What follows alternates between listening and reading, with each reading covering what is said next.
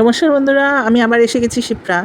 আজকে যে রেসিপিটা আমি তোমাদের করে দেখাচ্ছি সেটা খুবই সাধারণ একটা রেসিপি, এবং এইটা আমি শিখেছি 2019 সালে ডিউরিং কোভিড। তো কোভিডের সময় তো সবাই আমরা যে একটা সবজি পেলেই একটা সবজিতেই চালানোর চেষ্টা করছিলাম।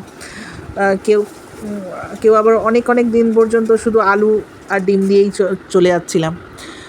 খুব একটা সবজি কিনতেও পারছিলাম না, বা মানে এইরকম সংকট তো চলছিলই আমাদের জীবনে। তো একদিন হঠাৎ করে আমাদের অ্যাপার্টমেন্টে ছিল একজন কাকিমা।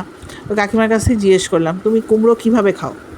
তো কাকিমা বললো, একটা খুবই ডিলিশিয়াস এই রেসিপিটা। আমি সত্যি বলছি, মানে উনি ওভার দ্য ফোনে বলেছিলেন আমাকে, এইভাবে ভাজবে, তাহলে দেখবে খেতে কত সুন্দর লাগছে।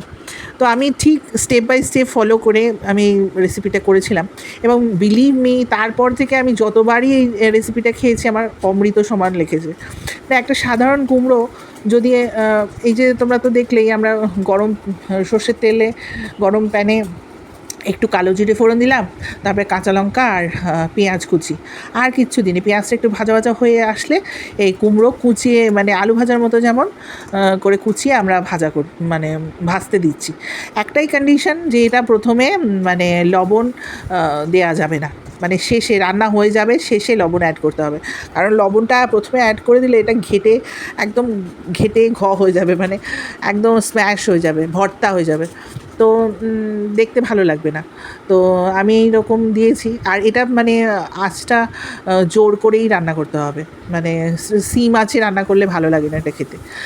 তো এই তো আমি ভাজতে শুরু করেছি, এবং দেখবে কিছুটা কালার চেঞ্জ হয়ে আসছে যখন, তখন নামানোর আগে একটু হলুদ দেব, আর একটু লবণ দিয়ে, আর নামানোর আগে একটু চিনি দিয়ে, যেহেতু মিষ্টি কুমড়ো, এমনিতেই এটা পাকা কুমড়ো, খুব একটা চিনি অ্যাড করতে হবে না, তাও নামমাত্র হাফ চামচের মতো চিনি দিয়ে নামালেই হবে।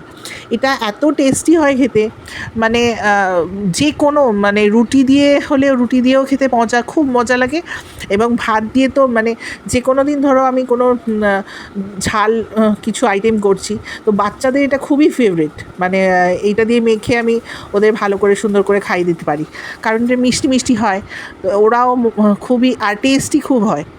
তো এই জন্য ওরা খেতে মজা পায় আর কি। তো তোমরাও কখনো এটা ভেজে খেয়ে দেখো। এমনি তো আমরা কুমড়ো ভাজা খাই, কিন্তু ওর থেকে এটা বেশি টেস্ট লাগে, যেহেতু একটু পেঁয়াজ পড়ে। তো তোমরা এটা খেয়ে দেখো, বা কেউ খেয়েছো এর আগে কি না সেটা জানিও। আমরা এটা মানে প্রায়ই খাই, বড় কুমড়ো যখন আনে, পাকা কুমড়ো যখন আনে তখনই খাই।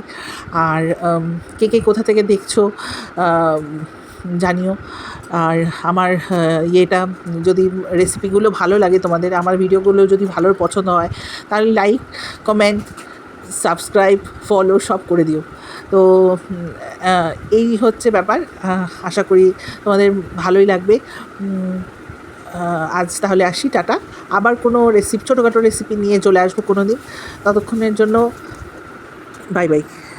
कृष्णाय वासुदेवाय हरये परमात्मने प्रणतक्लेशनाशाय गोविन्दाय नमो नमः।